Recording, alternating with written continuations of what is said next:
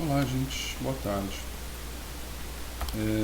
Dando sequência, né, à nossa disciplina de bioquímica, vou mudar aqui o teclado para tela.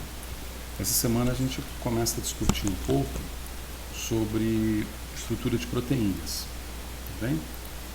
Nesse sentido, quando a gente fala em estrutura de proteínas,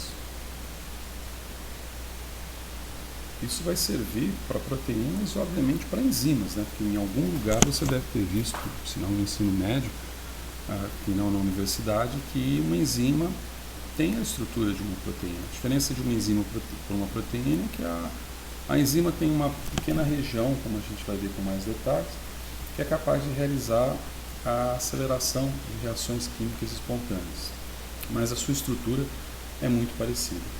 E é uma estrutura bastante confusa, né? Se vocês pegarem a prancha aqui, ó, de estrutura de proteínas que eu passei para vocês, isso aqui pode ser representado como uma estrutura de proteína. É uma coisa meio doidona. Como que você vai começar a estudar algo dessa forma? Certo? É bastante complexo.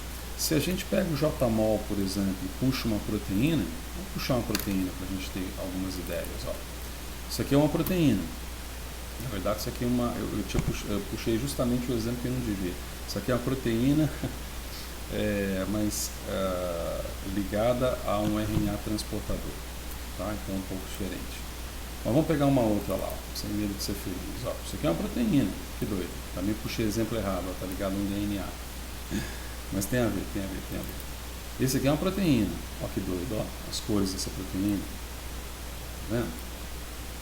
Pegar uma outra proteína, 3-lei aqui, sei lá, ó, isso aqui é uma outra proteína, ó que malucão. E o J-mol, né? A gente está utilizando o J-mol para representar essas estruturas. Ó, outra proteína. Então você vê que a gente vai colocando uma proteína atrás da outra, a gente vai vendo algumas coisas que parecem ser comuns, né? Por exemplo, essas cores vermelhas que aparecem aqui com bastante constância, ou então essas cores vermelhas mais as cores amarelas, e mesmo o formato, né? Eu estou pegando proteínas, você vê, cada vez aparece com um nome diferente, ó, RBP, esse BP normalmente é Binding Protein, né? Ligadores de proteínas. Tá aqui, você tá, proteína de transporte, tá certo? Essa aqui é o ferro citocromo C, essa aqui é o colágeno, uma parte da estrutura do colágeno, por aí vai. Mas vocês podem ver que, independente da estrutura que a gente pegue, ó, vou pegar mais uma aqui, ó, ela tem estruturas muito parecidas, né? Colorações muito parecidas. A gente vê que aqui, por exemplo, a representação desse vermelho, desse amarelo e desse branco aqui é bastante clássica, tá? nesse tipo de sistema. Então, da mesma maneira que no J-mol a gente vê essas cores distribuídas, esses formatos distribuídos, aqui na prancha que eu passei para vocês, vocês não conseguem, vocês veem também, né, algum tipo de estrutura, vamos dizer, uma estrutura subliminar, mas é difícil você estudar.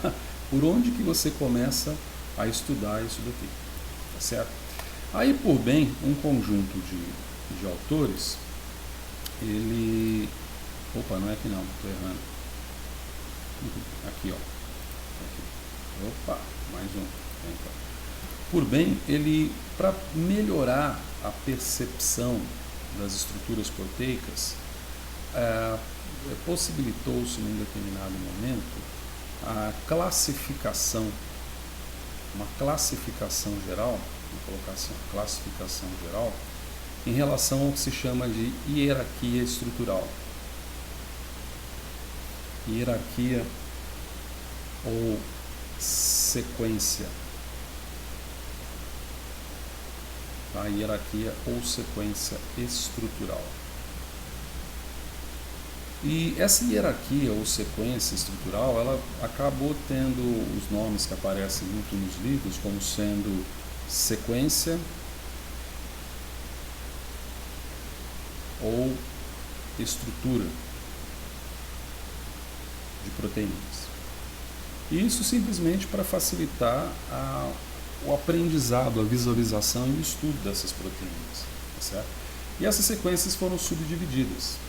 Essas sequências foram subdivididas no que se chama de estrutura primária, secundária, terciária quaternária e os poucos autores ainda colocam uma chamada de quinquenária.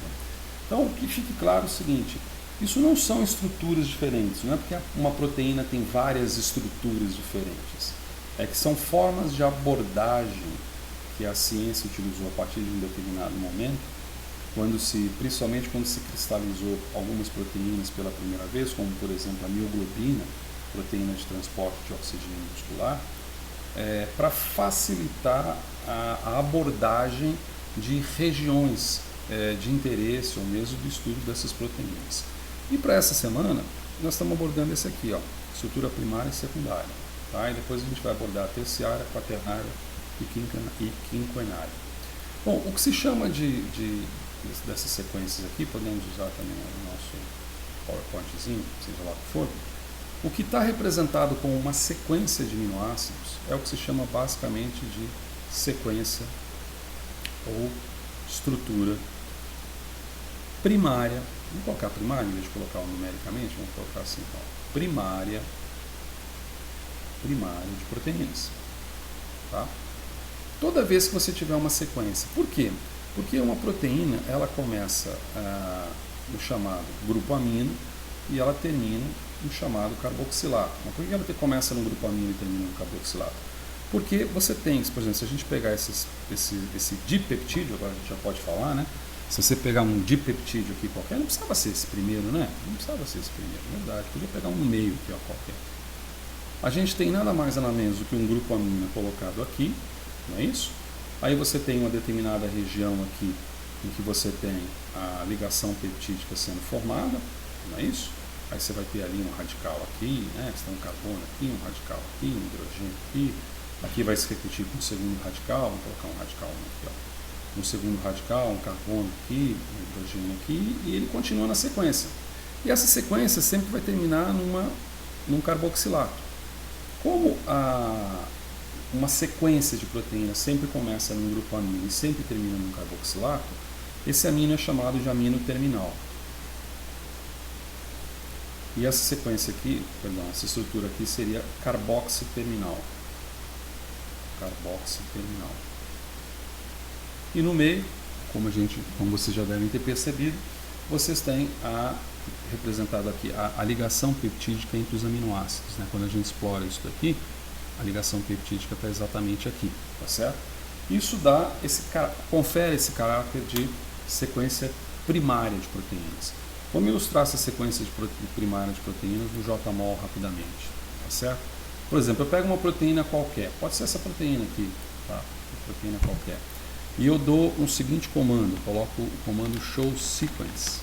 Quando eu dou o comando show sequence, ele me mostra uma listagem gigantesca ali, ó. Essa até é bem grandona, ó, que começa aqui na chamada cadeia A, que a gente explica por que tem esse nome. Mas veja, você tem aqui uma serina, por isso que é bom às vezes entender a abreviação, ou a abreviatura, né, de aminoácidos, pelo menos é de 3 letras. Tá? Porque serina, glu de glutamato, leu de leucina, outra leucina, e veja a sequência, ó, 4, 5, 6, 7, 8, tá? E assim por diante. Olha a quantidade de resíduos, né, de aminoácidos. Por que não são aminoácidos? Porque perde uma molécula de água quando faz a ligação peptídica. Veja a quantidade de resíduos de aminoácidos até um determinado ponto aqui, que seria a treonina 535, em que passam a ocorrer agora outras estruturas. Por exemplo, esse THA não é um aminoácido, é uma outra estrutura, e esse HOH você já pode descobrir que trata-se de água, né? Trata-se de água. Então a gente sabe que a sequência primária da proteína está estabelecida aqui, é simplesmente a sequência dos seus resíduos de aminoácidos formados pelas ligações peptídicas. Tá bem? Perfeito. Dessa sequência, o grande lance é que essa sequência primária, ela não é a sequência espacial. É como se você pegasse um novelo de lã, esticasse um determinado conjunto, e aquele conjunto esticado fosse a sequência primária. Mas na hora que você solta aquele pequeno fio de lã, ele vai adquirir no espaço uma forma tridimensional coerente com as forças físicas que estão atuando ali entre os resíduos de aminoácidos e o solvente e entre os resíduos de aminoácido e outros resíduos de aminoácido, e que são as mesmas forças fracas que foram definidas anteriormente. A sequência primária não. A sequência primária é definida pelas ligações peptídicas, né? Ligações covalentes, com caráter de dupla ligação, inclusive. Bastante fixa, por assim dizer, tá certo? Você tem apenas aqueles ângulos rotacionais, por exemplo, o ângulo φ, o ângulo ψ, que nós mencionamos em peptídeos, mas a ligação peptídica não rotaciona. E essa é a sequência dela. Dando continuidade, a gente tem o que se chama de... Então vamos colocar aqui brevemente a sequência primária, vamos colocar aqui brevemente, nada mais é do que a sequência de resíduos de aminoácidos, tá? Da região amino terminal à região carboxil terminal. A sequência secundária fica para o próximo videozinho rápido, tá bom? Pra vocês não enjoarem.